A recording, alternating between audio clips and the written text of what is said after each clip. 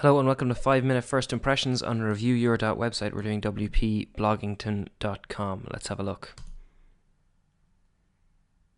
So, okay, we had a lot of images loading quite late there, specifically the icons for the social sharing buttons, and these headers actually loaded quite late, so I'm guessing your font file is loading quite late. But the overall layout loaded very quick. What are we looking at here? Blogington Post. Obviously something to do with blogs, something they're trying to give yourself some sort of idea that it's a newspaper. If the font you're using here does suit the idea of a newspaper,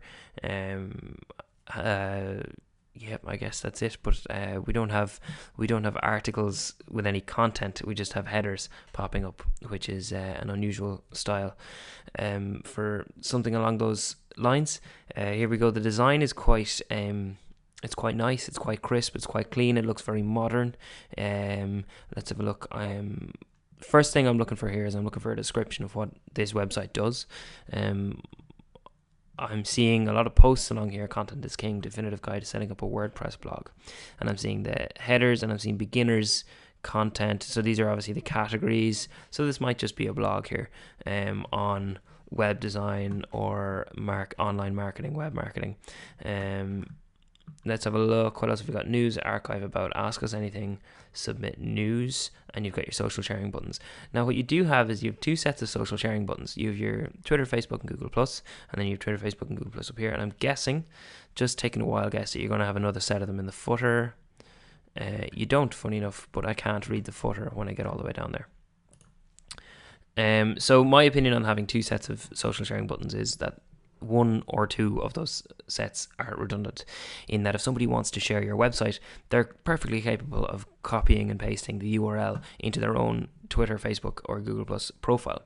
And putting these buttons here tend to find quite low click rates and just take up space and add to the clutter.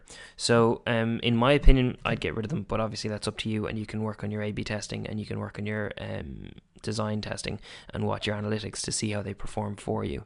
I do like the logos though. They're very clean. I like the fact that when we mouse over, we've got the service color coming up with Facebook blue, Twitter blue, and the Google Plus red. These buttons here, they're just not doing anything for me. The fact that they're big, they're blocky, and the icons don't fit the shape of the squares. It just seems to be taking up space and distracting me. This button down here, follow on Feedly, is very it's just silly. I don't see the point in having it there. I mean, if I'm on Feedly, and I want to follow you, same thing. I can go and I can get your URL, or I can get your RSS URL, and I can get it. I don't need this button here because I'm not on Feedly. I don't use Feedly, and it's just taking up space. It's taking away from the content. Notice I actually still haven't read any actual content on the website. So if I was to look at this and get bounced onto this, I'd probably leave fairly quickly because I haven't seen anything of use so far. But let's say I do want to set up a WordPress blog. Let's have a look down here. So we have follow on Feedly again here twice, by the way, just as a note. And we'll go into definitive guide to setting up a WordPress blog. Okay.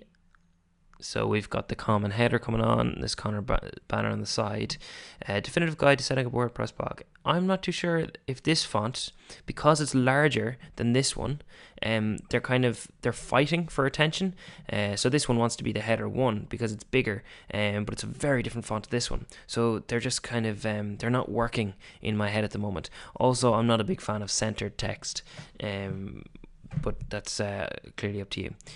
This image, far too big, and as you can see, it's JPEG'd. It's blocky. It doesn't look very good. So I'd make that smaller. Let's have a look down here. Whoa, I don't want that to pop up. That's a bit irritating. Table of contents. Okay, what's going on here? So we have table of contents and we have no actual content going on. We have pages to read the different content.